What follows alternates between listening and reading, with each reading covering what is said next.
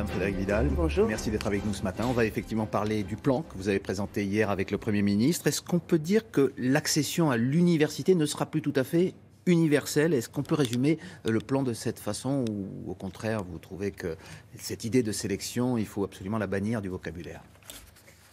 Disons que moi, ce que j'ai trouvé en arrivant dans ce ministère, c'est tout d'abord une sélection par le tirage au sort, qui est absolument arbitraire. Et puis, ce que je connaissais déjà, une sélection par l'échec, qui est la chose qui est la plus injuste socialement. Donc, nous avons passé plus de 3 mois à travailler avec l'ensemble des acteurs de l'enseignement supérieur, mais aussi les parents, les lycéens, les étudiants, Pour aboutir à une autre forme de sélection? pour construire un plan. Non, en fait, pour réaffirmer que le baccalauréat est le passeport de l'entrée dans l'enseignement supérieur, mais pour reconnaître aussi la diversité des bacheliers et que nous avions besoin de mieux prendre en compte cette diversité. On a l'impression dans votre plan que tout va être fait pour le bonheur en quelque sorte des futurs étudiants, plus d'accompagnement en terminale, la prise en compte du profil de chaque lycéen et de ses choix, une prise en charge personnalisée une fois à l'université, mais il y a forcément un deal, pour ne pas employer un bon mot français, un échange. Compte-t-il à fournir ces étudiants en échange de ce que vous leur proposez dans votre plan? Eh bien, tout d'abord, il va falloir que, au moment de leur orientation, donc globalement, à partir du lycée, ils s'informent, ils s'intéressent, ils regardent qu'ils soient capables en fait de passer d'une envie à un projet. Et à partir du moment où ils ont ce projet, le rôle des institutions, c'est de les accompagner pour réussir ce projet. On a besoin d'avoir des jeunes formés, des jeunes qualifiés en France, et c'est tout l'objectif des différents plans de formation que nous mettons en place. Madame Vidal, vous savez bien qu'à 17 ou 18 ans, on ne sait pas toujours ce qu'on veut faire, ni comme étude et souvent encore moins comme métier. Est-ce que c'est bon, est-ce que c'est juste de demander à des futurs étudiants de savoir donc quelle sera leur orientation? Pourquoi on ne s'est pas inspiré par exemple du système américain qui prévoit un tronc commun dans le premier cycle où on peut encore changer de matière principale? Et c'est en fait exactement l'idée, puisque la notion de spécialisation progressive de la licence, elle est inscrite dans le droit depuis plusieurs années, mais on n'avait pas les outils pour le faire. Donc là, l'objectif, c'est justement, en fonction des aspirations, des profils de chaque lycéen et ensuite de chaque étudiant, qu'on va l'aider à construire ce parcours.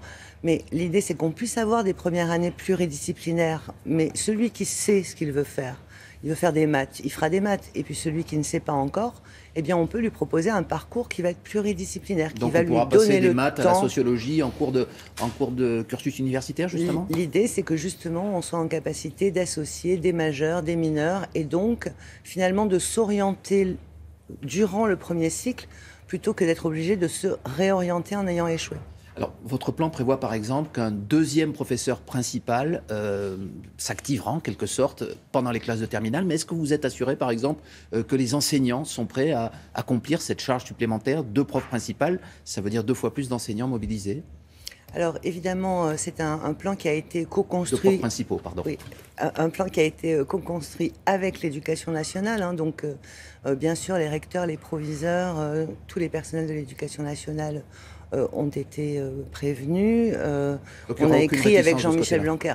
Je ne sais pas s'il y aura aucune réticence. On ne va pas forcer les professeurs à devenir professeurs principaux.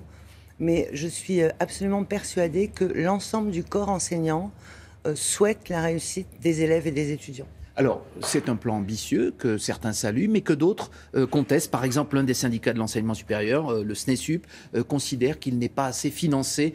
1 milliard, vous avez annoncé ce chiffre, sur 5 ans, ça fait 200 000 euros par an. Et selon le 200 millions, excusez-moi, ce n'est pas suffisant, disent-ils, pour accueillir les 50 000 nouveaux étudiants qui arrivent chaque année aux portes des universités. D'abord, peut-être que ce qu'il faut rappeler, c'est que le budget de l'enseignement supérieur, de la recherche et de l'innovation a augmenté de 700 millions d'euros pour l'année 2018 et qu'il s'agit bien d'1 milliard d'euros supplémentaire. Sur le quinquennat? Absolument, mais c'est quand même de l'argent supplémentaire qui va être ajouté. 500 millions d'euros pour créer des places dans les filières en tension, puisque notre objectif, c'est que chacun puisse trouver justement une place dans la filière de son choix. C'est aussi des recrutements d'enseignants et d'enseignants-chercheurs. C'est la reconnaissance et la valorisation de l'engagement. Alors, qu'est-ce que vous répondez à ces syndicats qui disent que ce n'est pas suffisant, notamment pour accueillir les nouveaux étudiants?